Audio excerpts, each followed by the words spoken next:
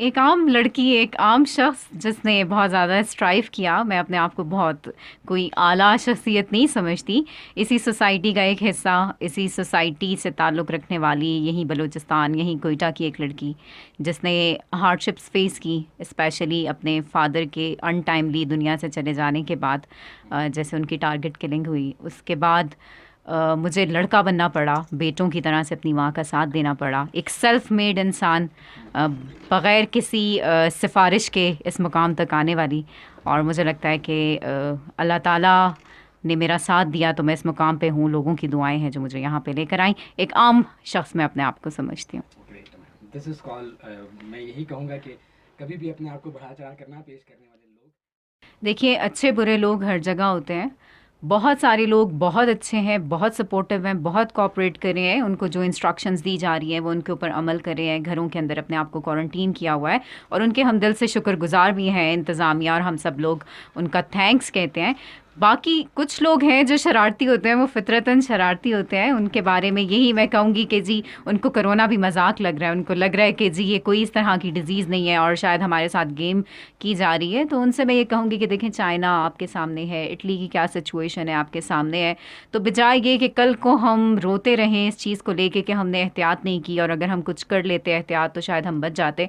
मैं उनसे यही कहूँगी कि प्लीज़ घरों में कन्फाइन रहें। अच्छे बुरे लोग हर जगह पे होते हैं, लेकिन जनरली कोयटा के लोग अच्छे लोग हैं और साथ दे रहे हैं। कुछ जगहों पे है जहाँ पे अवेयरनेस की कमी है, वहाँ पे लोग साथ नहीं दे रहे। उनसे कहूँगी कि कोऑपरेट करें प्लीज़। अच्छा, एक आम इंसान होने के नाते एक शहरी की क्या रिस्पॉन्सिबिलिटी बनती है कि वो किस देखिए, अपनी अपनी जगह पे हर बंदा अगर अपना रोल प्ले करना शुरू कर दे तो सिचुएशन बहुत हद तक कंट्रोल हो सकती है। एक इंडिविजुअल अगर बहुत ज़्यादा कुछ नहीं कर सकता, उसके पास बहुत ज़्यादा रिसोर्सेज नहीं है, तो एटलीस्ट वो अपने आप को क्वारंटीन कर सकता है, घर पे कन्फाइन रह सकता है। अपने इर्द गिर्द जो लोग मौजूद हैं जिनमें अवेयरनेस नहीं है, उनको अवेयर कर सकता है। आजकल सोशल मीडिया का दौर है, ऐसी छोटी छोटी क्लिप्स बना के वायरल कर सकता है जिसमें अवेयरनेस रिलेटेड कुछ ना कुछ टॉपिक हो। अपने छोटे बहन भाइयों को, पेरेंट्स को, अपने इर्द गिर्द जुड़े लोगों को बता सकता है कि जी क्या करें और क्या ना करें। और अगर साहिब इस्तात है तो अपने घर के करीब मौजूद गरीब लोगों की इमदाद कर सकता है।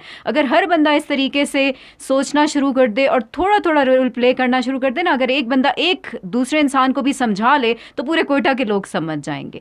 तो कहने की बात यही है कि अपना रोल अगर हर बंदा प्ले करे तो ये बहुत अच्छा हो जाएगा हमारे लिए भी और उनके लिए भी। अच्छा, thank you so much ma'am. अच्छा, एक चीज़ और। देखिए, आपकी बात बिल्कुल ठीक है। आप बिल्कुल सही कह रहे हैं कि बहुत सारे लोग जो डेली वेजर्स हैं या जो बिज़नेस करते हैं और जिनकी शॉप्स बंद हो गई है, वो डेफ़िनेटली सफ़र करें, इसमें कोई दो राय नहीं है।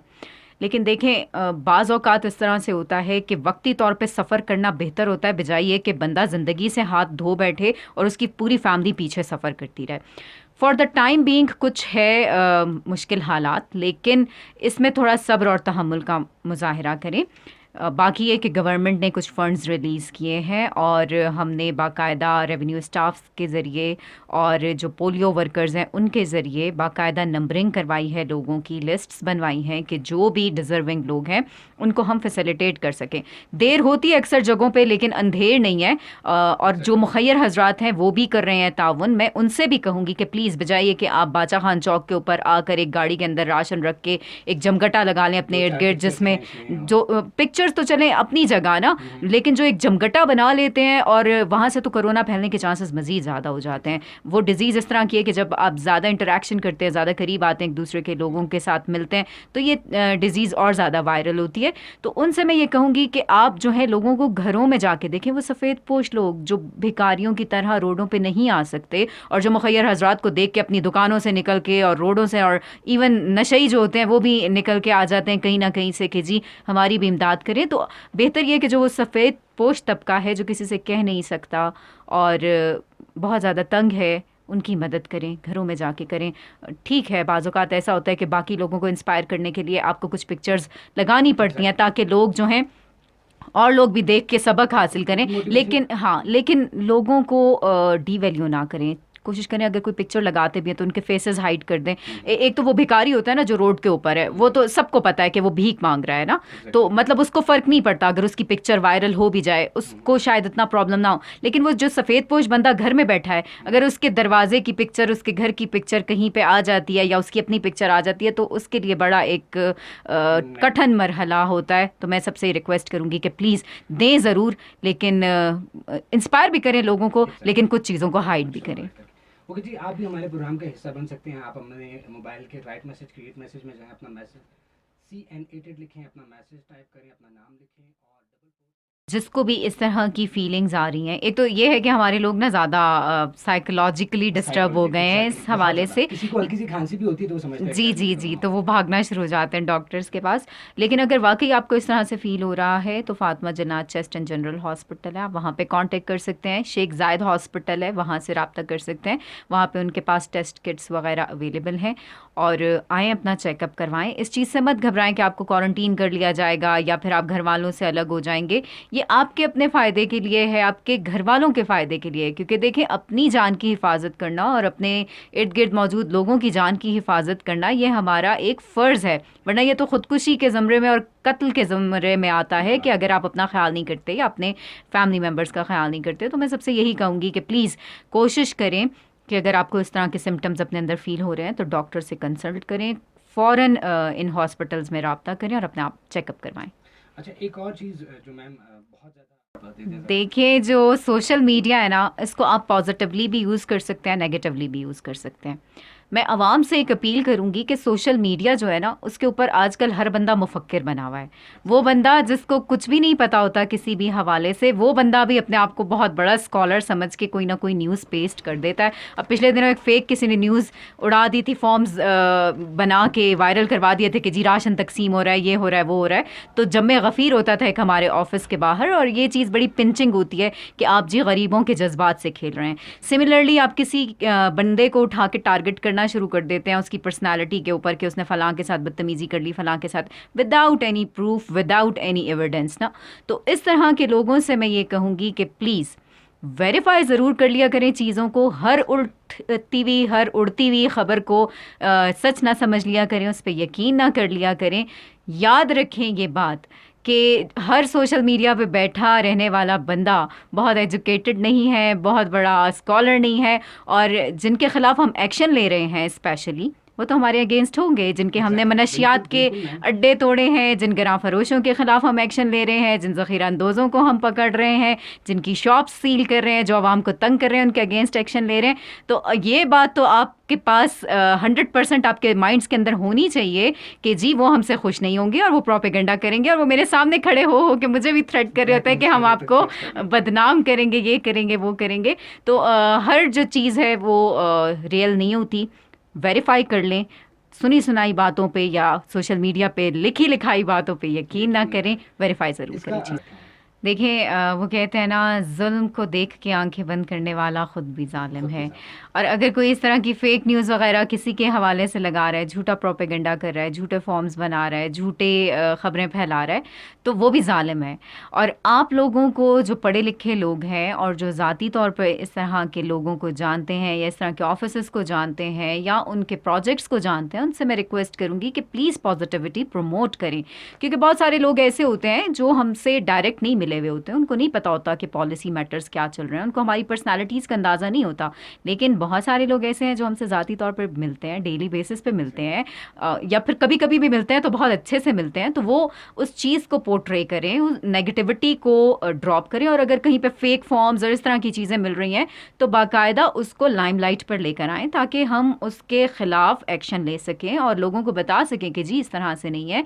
गरीबों के जज्बात से इस टाइम में प्लीज़ ना खेलें, क्योंकि वो इस तरह का तबका है जो अभी ऑलरेडी सफ़र कर रहा है। जब आप इस तरह से उन्हें कोई झूठी उम्मीद दिलाएंगे, वो पता नहीं कितने आस उम्मीद के साथ वो फॉर्म फिल करते हैं, कहीं से प्रिंट करवाते हैं, किसी को बिठाते हैं, उससे फिल करवाते हैं, और बहुत ज़्यादा उम्मीद के साथ ऑफिस जब लेकर आते हैं और उन्हें पता चलता है कि ये तो फेक है, तो सोचें उनके जज्बात पे क्या गुजरती होगी। एक और मैंने जैसे आपको पहले भी बताया कि हमारी पोलियो टीम्स, जो पोलियो वर्कर्स घर घर जाके पोलियो ड्रॉप्स पिलाते हैं वो, और हमारा रेवेन्यू स्टाफ जो किसी भी इलाके के तहसीलदार और पटवारी वगैरह हैं, वो घरों में जाके बाकायदा लिस्ट्स बना रहे हैं। क्योंकि बहुत सारे ऐसे लोग होते हैं जो गरीबों की आड़ में अपना भी फ़ायदा करना स्टार्ट हो जाते हैं। वो कहीं से डिज़र्व नहीं कर रहे होते कुछ चीज़ों को, और वो लाइमलाइट पे आ जाते हैं। अभी मैं किसी को कोट नहीं करना चाहूँगी, और पता नहीं मुझे बात बतानी भी चाहिए कि नहीं। मतलब अपने तौर पे हमने कुछ लोगों की इमदाद की। जब हम वहाँ से चले गए, मैं खुद तो सामने नहीं आई, लेकिन जब वहाँ से हम चले गए तो किसी ने रोक के मेरे बाकायदा गार्ड को बताया कि जी आप लोग इमदाद देने के लिए आए थे तो आपने फ़लाने घर में नहीं दिया। और वो एक बहुत हाई फाई किस्म का बंदा और टूडीज़ में घूमने वाला, वो इमदाद के बारे में कह रहा था कि जी गली में गाड़ी आई है और आप हमारे घर में नहीं दे के गए। मतलब इस तरह के लोगों से मैं कहूँगी कि प्लीज़ खुदा के लिए आप लोग यूँ ना सोचें, यूँ ना करें, क्योंकि ये हार्ड टाइम है। जिनका हक है उन तक पहुंचने दें। हमारे पास जो सरकार ने फंड्स वगैरह रिलीज़ किए हैं वो जैसे ही आ रहे हैं हम लोगों को दे रहे हैं, और अपने तौर पे भी कुछ ना कुछ जितना हमसे पॉसिबल हो रहा है, कुछ मुखैर हजरात के ताउन से, कुछ एनजीओज़ के ताउन से हम लोग लगे हुए हैं करने। लेकिन बात सारी की सारी यही है कि थोड़ा सब्र का मुजाहरा करें, थोड़ा सा हौसला, क्योंकि बाज़ औक़ात चीज़ों को स्ट्रीमलाइन होने में और सीधा होने में थोड़ी देर लगती है। हमने कभी पहले इस तरह की प्रॉब्लम फेस नहीं की, हमारे अपने लिए भी ये चीज़ न्यू है। हम भी इधर से बहुत कुछ सीख रहे हैं, तो प्लीज़ आप हमारा साथ दें। ये चीज़ समझनी चाहिए कि ये कोई प्लांटेड नहीं है, इसके ऊपर कोई ट्रेनिंग उनके हवाले से प्लीज़। बात आपकी बिल्कुल ठीक है। देखें, बहुत सारे लोग ऐसे हैं जिन्होंने अंबिया और औलिया को नहीं छोड़ा, तो वो आम इंसान को कहाँ से छोड़ेंगे, ठीक है। और जब भी कोई इंसान अच्छा काम कर रहा होता है तो अच्छाई के रास्ते में, नेकी के रास्ते में मुश्किलात हमेशा आती हैं। और अगर आप मुख्तलिफ जो अक़वाल हैं, जो बड़े बड़े लोगों की सेइंग्स हैं, उनको पढ़ें तो वो यही कहते हैं कि जब आप नेकी का रास्ता इख्तियार कर लेते हैं, अगर आपके रास्ते में हर्डल्स ना आए और लोग आपके ऊपर कंकर ना फेंकें, तो समझ जाएं कि वो रास्ता नेकी वाला नहीं है। सीधे रास्ते पे चलना सहल नहीं होता, बहुत मुश्किल होता है, बहुत सारी हार्डशिप्स आती हैं रास्ते में। तो होता है फॉर द टाइम बीइंग, लोग प्रोपेगेंडा का सहारा लेते हैं, नेगेटिविटी प्रमोट करते हैं, और जो अच्छाइयाँ होती हैं उनको पसे पुश्त डालकर एक नेगेटिव चीज़ को पकड़ के किसी भी बंदे की करैक्टर असैसिनेशन करना शुरू कर देते हैं, उसके ऊपर बातें करना शुरू कर देते हैं। वो या वाली बात कि जी बुराई को देखते हैं, गंदगी को देखते हैं, अच्छाई को नहीं देखते। इस तरह हो जाता है लाइफ में।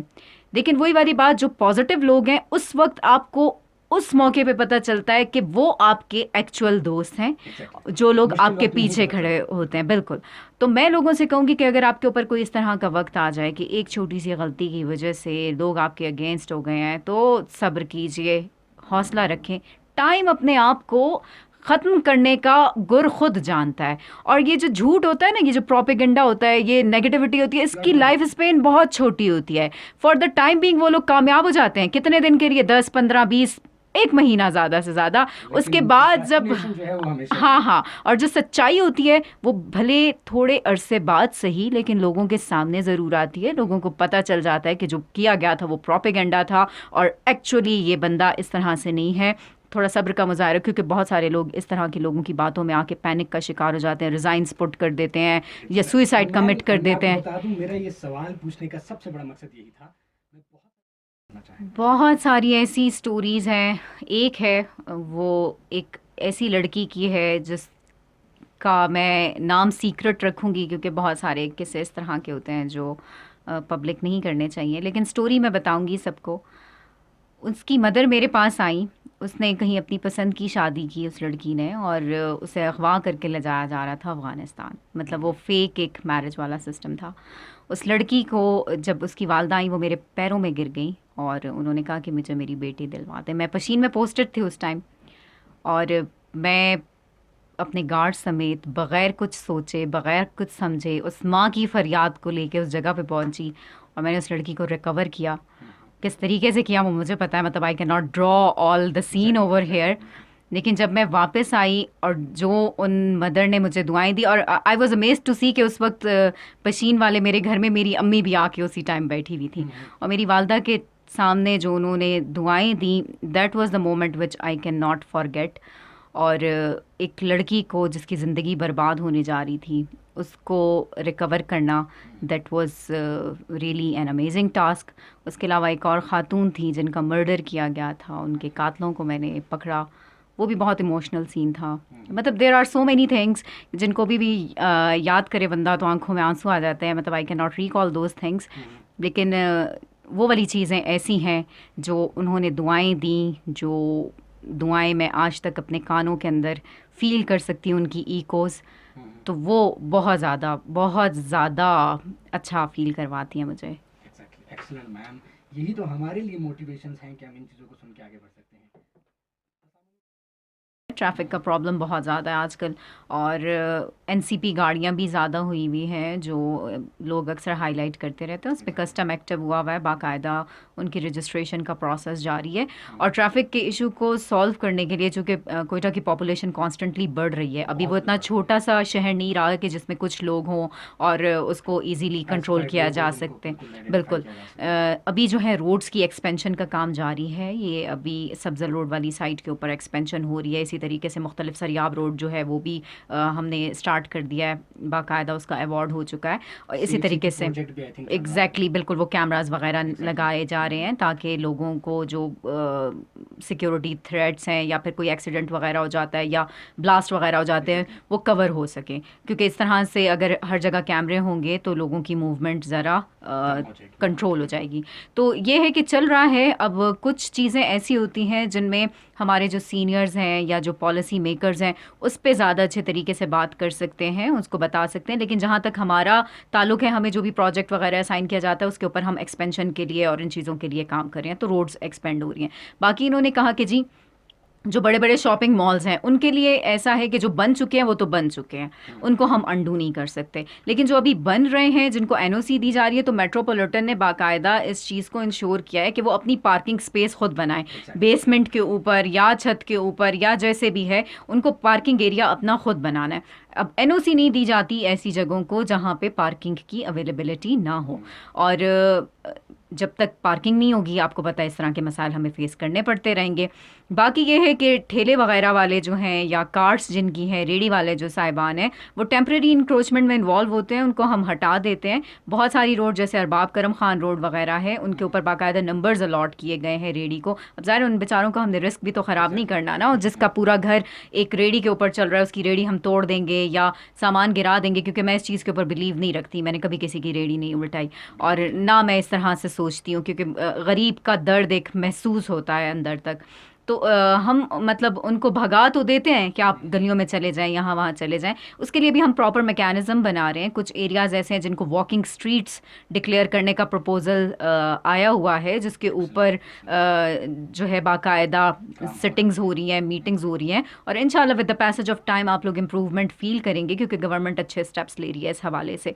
तो जो लोग गलत पार्किंग कर रहे होते हैं, रोड्स को ब्लॉक कर रहे होते हैं, फिर मैं उनसे यही कहूँगी, जी आम शहरी होने की वजह से हम लोग कुछ चीज़ों का नाजायज़ फ़ायदा उठा रहे होते हैं। तो अगर हम खुद भी अपनी रिस्पॉन्सिबिलिटी को समझें और उसे सही तरीके से अदा करें तो बहुत सारे प्रॉब्लम्स खुद भी सॉल्व हो सकते हैं। नो पार्किंग का साइन लगा होगा, साइन बोर्ड लगा होगा और हमने उधर पार्क करना है। साइंसदान हमने पैदा किए भी हैं, एटम बॉम्ब्स तक हमने बनाए हैं, लेकिन जिस तरीके से होना चाहिए था चीज़ों को, उसमें मज़ीद इम्प्रूवमेंट की ज़रूरत है। बाज़ औक़ात ऐसा भी होता है कि हमारे पास रिसोर्सेज होते हैं लेकिन हम थ्योरीज़ पे ज़्यादा कन्फाइन रहते हैं, प्रैक्टिकली चीज़ों को नहीं कर रहे होते। मैं ख़ुद एमफिल स्कॉलर हूँ, मैंने केमिस्ट्री में एमफिल किया हुआ है, तो ख़ुद साइंस स्टूडेंट हूँ। इसके अलावा आर्ट्स के साथ भी लिंक है, मतलब एमए भी किया हुआ है इंग्लिश लिटरेचर के अंदर। तो मतलब ये है कि चीज़ों को बाज़ औक़ात बैलेंस करना पड़ रहा होता है, सिर्फ एक चीज़ पे कन्फाइन नहीं रहना। हाँ, प्रैक्टिकली चीज़ों को करना ज़रूरी है, सिर्फ बुकवर्म नहीं बनना। कि ये जो आपने बात की, इसके ना दो पर्सपेक्टिव हैं। एक पर्सपेक्टिव ये कि वो टीचर, वो स्टाफ मेंबर्स जिनकी सैलरी वाबस्ता है प्राइवेट स्कूल्स से और उनको सैलरी का इशू है, और दूसरी तरफ वो पेरेंट्स हैं जिनके कारोबार बंद हो गए हैं, जिनके पास रिसोर्सेज नहीं है, कमाने का ज़रिया नहीं है। वो कह रहे हैं जब हमारे पास इनकम नहीं आ रही तो हम बच्चों की फ़ी कैसे पे करें। तो मतलब इस वक्त ये दोनों इस स्टेट में है कि परेशान है। एक का घर चल रहा है और एक जो है उसके कारोबार रुका हुआ है और वो फ़ी पे नहीं कर पा रहा। इस चीज़ को बैलेंस में लाने के लिए डीसी साहब ने बाकायदा प्राइवेट स्कूल्स एसोसिएशन के साथ कांटेक्ट किया है और एक लेटर लिखा गया है उनको। अब इनकी मीटिंग भी एक आध दिन में इंशाल्लाह हो जाएगी। एक बीच का रास्ता निकालने के बारे में सोचा जा रहा है, क्योंकि अगर हम सिर्फ पेरेंट्स को सपोर्ट करते हैं तो वो टीचर्स कहाँ जाएं, अगर हम टीचर्स को सपोर्ट करते हैं तो वो पेरेंट्स कहाँ जाएं जो अभी इस वक्त फ़ी नहीं अफोर्ड कर सकते। तो मतलब एक बीच का लाया अमल निकालने का पूरा प्रोसेस जारी है, क्योंकि क्वारंटीन की स्टेट है, हार्ड टाइम है, कुछ ना कुछ कंपनसेशन दोनों साइड पे की जाएगी ताकि बीच का रास्ता निकाला जा सके। इधर भी जो टीचर्स हैं उनकी सैलरी भी कुछ ना कुछ उनको मिलती रहे और पेरेंट्स को भी थोड़ा बहुत रिलीफ मिले। इंशाल्लाह 1-2 दिन में आप देखेंगे इसके ऊपर कोई ना कोई पॉलिसी आ जाएगी इंशाल्लाह। इंशाल्लाह ज़रूर। एक और नहीं नहीं, ऐसी बात बिल्कुल भी नहीं है। देखिए, मैंने आपको पहले भी कहा कि कुछ लोग प्रोपेगेंडा करते हैं, तो काइंडली प्रोपेगेंडा का हिस्सा ना बने, चीज़ों को वेरीफाई कर लिया करें। जो क्लिप एक आई थी वो टेम्पर्ड थी, उसकी फॉरेंसिक भी हमारे पास पड़ी हुई है, और जो प्रोसेस हुआ था वो भी मतलब सीनियर डॉक्टर्स के कहने पे हॉस्टल को वेकेट कराने का हुआ था ताकि जूनियर डॉक्टर्स आके वहाँ पे स्टे कर सकें। बाकी एक टेम्पर्ड वॉइस के ऊपर आप सारे डॉक्टर्स मुझसे दिल ख़राब करके अगर बैठ जाएंगे तो मेरा अपना मॉरल भी डाउन होगा। डॉक्टर्स मेरे भाई हैं, मेरे अपने बहुत सारे स्टूडेंट्स डॉक्टर्स हैं, ठीक है। तो मतलब मैं बहुत रिस्पेक्ट करती हूँ हर डॉक्टर की, क्योंकि वो मसीहा है, और मसीहा जो है वो काम कर रहे होते हैं लोगों की लाइफ सेव करने के लिए। तो अगर कोई भी बंदा जिसको मतलब वो टेम्पर्ड वॉइस की वजह से उसका दिल ख़राब हुआ हो, कोई उसके दिल में नेगेटिविटी आई हो, तो मैं उनसे ये कहूँगी कि प्लीज़ फैक्ट्स को वेरीफाई कर लिया करें। जो भी डॉक्टर मुझसे मिले हैं पर्सनली, उन्होंने कहा है ये बात, और 1000 बार और बार बार कही है कि मैडम, लोगों ने तो पता नहीं आपको क्या बना के पोर्ट्रे किया हुआ था, अभी हम आपसे मिले हैं तो हमें पता चल रहा है कि आप ऐसी नहीं है जैसे आपको मशहूर किया गया था, दिखाया जा रहा था। और शुक्र है अल्लाह का, मतलब with the passage of time चीज़ें क्लियर हो गई। वो सारी ख़वातीन, वो सारे मर्द, वो जो भी मतलब नेगेटिवली सोच रहे थे, they are positively thinking right now. जो भी मिल रहा है बंदा या बात कर रहा है, मुझे सुन रहा है, उसके परसेप्शंस खुद ही बदलना शुरू हो जाते हैं। तो इस तरह की बात बिल्कुल भी नहीं है। I respect all the doctors and thumbs up for all of them who are working hard to save lives, or they all are my brothers, they all are my sisters, and I love you all. Exactly. Thank you so much, ma'am. Next call की तरफ बढ़ते हैं। मैं AC ना होती तो क्या होती। मैंने हमेशा से एक्चुअली मैं जब बहुत छोटी थी ना, तो अपने फादर के साथ किसी असिस्टेंट कमिश्नर के ऑफिस में गई थी। तो मुझे मतलब वो चीज़ बहुत ज़्यादा क्लियरली अभी भी याद है, और उस वक्त वो चीज़ मुझे इतनी इंस्पायर कर गई थी कि मैंने ठान ली थी कि मैं भी असिस्टेंट कमिश्नर बनूंगी। और मैंने अपने फादर से, मतलब I was like 5 years old at that time, तो मैंने अपने फादर से कहा था कि मैं अगर इस सीट पे आऊँ तो आप मुझे परमिशन देंगे। तो ही सेड कि यस, क्यों नहीं, कि तुम तो मेरा बेटा हो, मेरी बेटी नहीं हो। तो वो एक चीज़ थी जो मेरे माइंड के अंदर थी। अगर मैं असिस्टेंट कमिश्नर ना होती तो लेक्चरशिप वगैरह, मैं आपको बताऊं, मैंने 8 दफ़ा कमीशन के एग्ज़ाम्स क्लियर किए, और मतलब मेरे पास 17 स्केल के 8 ऑप्शंस थे जिनको मैंने छोड़ा। अगर मैं उनमें से किसी पे भी ना होती तो शायद मैं एक पोइटस होती, एक शायरा होती, क्योंकि मुझे लिखने का भी शौक़ है, या फिर मैं एक सोशल एक्टिविस्ट होती, सोशल वर्कर होती। यही चीज़ें हैं जो मैं सोचती हूँ कि मैं शायद होती, और अभी भी हूँ, लेकिन कम हूँ। लास्ट में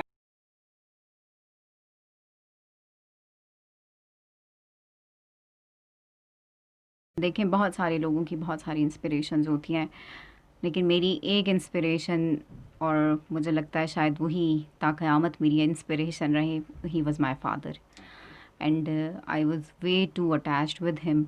मैं सबसे बड़ी बेटी थी, और बड़ी बेटी हमेशा अपने वालिद से बहुत ज़्यादा अटैच होती है।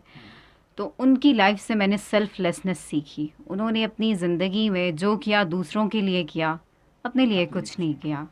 तो वो वाली एक चीज़ जो मैं देखती हूँ, उनकी पूरी लाइफ को असेस करती हूँ, तो मुझे लगता है his life was full of examinations, और उन्होंने हर इम्तिहान को बहुत अच्छे से सर किया।